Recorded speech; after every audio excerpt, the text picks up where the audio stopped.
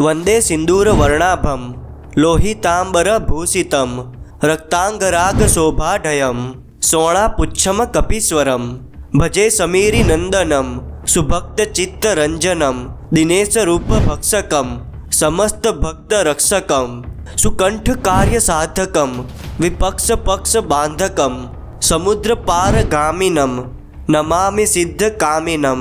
अर्थ: हे श्री हनुमान जी, आप सिंदूर वर्ण के एवं लाल रंग के वस्त्र देह पर धारण करते हैं। आपको मैं नमन करता हूँ। कपीश्वर आपके अंग रक्त की तरह लाल वर्ण के हैं। आपकी पूंछ सोना की तरह है। पवन पुत्र, आपको मैं याद करता हूँ। आपकी भक्ति में सच्चे मन से करता हूँ और आपका सदैव गुणगान करता हूँ। जब आपको मनुष्य अपने अच्छे कर्मों के द्वारा याद करते हैं तो आप उस मनुष्य के समस्त कार्यों को सफल कर देते हैं और उनके शत्रुओं को समाप्त कर देते हैं। समुद्र को लांघने वाले और समस्त कार्यों में सिद्धि प्रदान करने वाले श्री पवन पुत्र हनुमान जी को मैं नतमस्तक होकर अभिवादन करता हूँ। श्री संकट मोचन हनुमान मंदिर श्री हनुमान जी के पवित्र मंदिरों में से एक है। यह मंदिर वाराणसी में स्थित है। संकट मोचन का अर्थ होता है सभी परेशानियों अथवा दुखों को हरने वाले। इस मंदिर की स्थापना वही हुई है जहाँ महाकवि तुलसीदास जी को पहली बार श्री हनुमान जी का स्वप्न आया था। यहाँ प्रभु के मंदिर की स्थापना कवि तुलसीदास जी ने की थी। यहीं पर तुलसीदास जी ने अपने अंतिम दिनों में अपने बाह यानी भुजाओं के असहनीय दर्द की अवस्था में श्री संकट मोचन प्रभु के समक्ष श्री हनुमान बाहु की रचना की थी, जिससे उन्हें उनके बाह की असहनीय पीड़ा से मुक्ति मिली थी। इस मंदिर का पुनर्निर्माण हिंदू विश्वविद्यालय के स्थापक श्री मदन मोहन मालवीय जी द्वारा साल 1900 में हुई थी। यहाँ हनुमान जन्मोत्सव बड़े धूमधाम से मनाया जाता है और हजारों भक्त यहाँ रोजाना दर्शन करने आते हैं और प्रभु सभी भक्तों का कल्याण करते हैं। हमारा आज का ये अनुभव इसी मंदिर के चमत्कार का है। इन भक्त पर बहुत बड़ा संकट आ गया था, जिस वजह से ये बहुत परेशान हो गए थे। कैसे श्री संकट मोचन हनुमान जी ने इनके सारे संकट दूर किए और कैसे इनके जीवन में खुशियाँ लाई, आइए जानते हैं। नमस्कार दोस्तों, मेरा नाम है विवेक और स्वागत है आपका विवेक क्रिएशन स्टोरीज में। दोस्तों, वो लोग बहुत नसीब वाले होते हैं जिन्हें दादा दादी का प्यार मिलता है।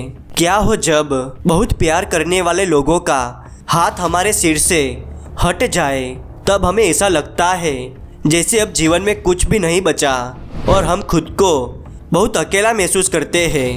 ऐसा ही हुआ इन भक्त के साथ। इन भक्त का नाम श्री वीरेंद्र कुमार है और ये वाराणसी में रहते हैं। आइए आगे की कहानी इनके नज़रिए से शुरू करते हैं। नमस्कार, मेरा नाम वीरेंद्र है और सबसे पहले मैं आप सभी को कहना चाहता हूँ कि प्रभु श्री हनुमान जी का मुझ पर बहुत उपकार है, जिसे शायद मैं इस जन्म में कभी नहीं उतार सकता। मेरी माँ मुझे मेरे जन्म के वक्त ही मुझे अलविदा कहकर इस दुनिया से चली गई थी। मुझे मेरे पापा और दादी ने बड़ा किया। मेरे लिए मेरी माँ मेरी दादी ही है, क्योंकि उन्होंने कभी मुझे महसूस नहीं होने दिया कि मेरी माँ मेरे साथ नहीं है। मैं जब 9 साल का था तब दादाजी गुजर गए थे। उस वक्त मुझे इतना पता नहीं चला, लेकिन जब मैं बड़ा हुआ तो दादाजी के साथ मेरी तस्वीरें देखकर मुझे रोना आता था। वह मुझसे बहुत प्यार करते थे। मेरे दादाजी के गुजर जाने के बाद मेरी दादी गुमसुम रहती थी, लेकिन वो बचपन से मुझे रामायण, महाभारत और शिव पुराण जैसे पवित्र ग्रंथ पढ़कर सुनाती थी और वह मुझे हमेशा यही कहती थी कि मैं श्री हनुमान जी की तरह बनूं, विनम्र और संकटों को हराने वाला। बचपन से ही मैं श्री हनुमान चालीसा पढ़ा करता था और कभी कभी सुंदरकांड का पाठ भी करता था, क्योंकि हमारे परिवार वाले अलग अलग जगह पर जाकर श्री रामायण और सुंदरकांड का पाठ करते थे। मेरे दादाजी ने भी बहुत पाठ किए थे। उनके अच्छे कर्मों के चलते ही मैं इस जीवन में प्रभु की शरण में जा सका। मैं हर मंगलवार और शनिवार को श्री संकट मोचन हनुमान जी के मंदिर जाता था और वहाँ बैठकर श्री हनुमान चालीसा पढ़ता था। लेकिन एक दिन मेरे जीवन में ऐसा संकट आया जिस वजह से मैं अंदर से पूरा टूट गया।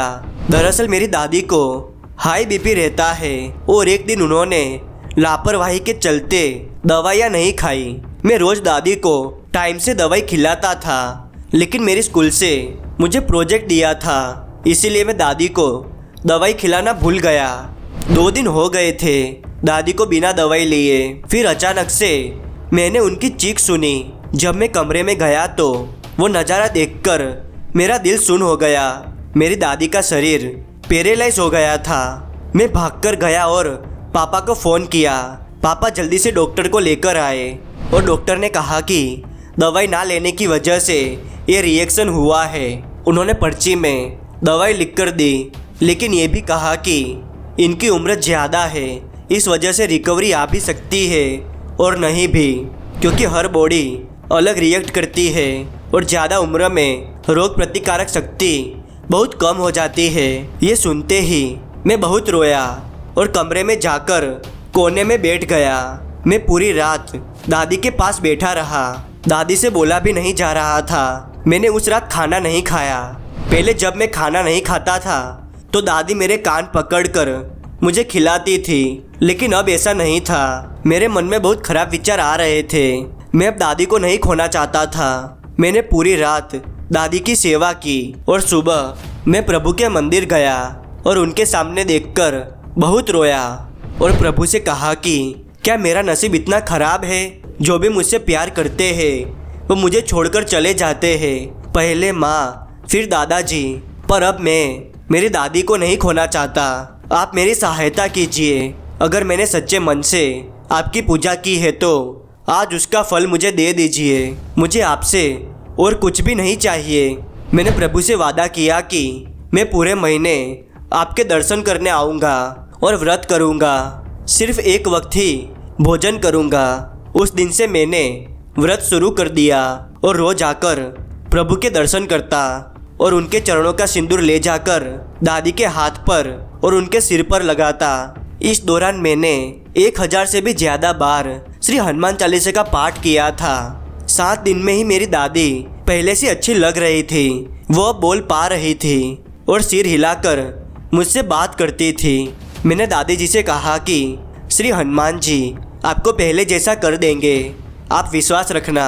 ये सुनते ही उनके चेहरे पर शांति आ गई। 17 दिन में दादी के हाथ हिलने लगे और 21 दिन में मेरी दादी बिल्कुल ठीक हो गई। ये सपने जैसा लगता है, लेकिन ये हकीकत है और बिल्कुल सत्य है।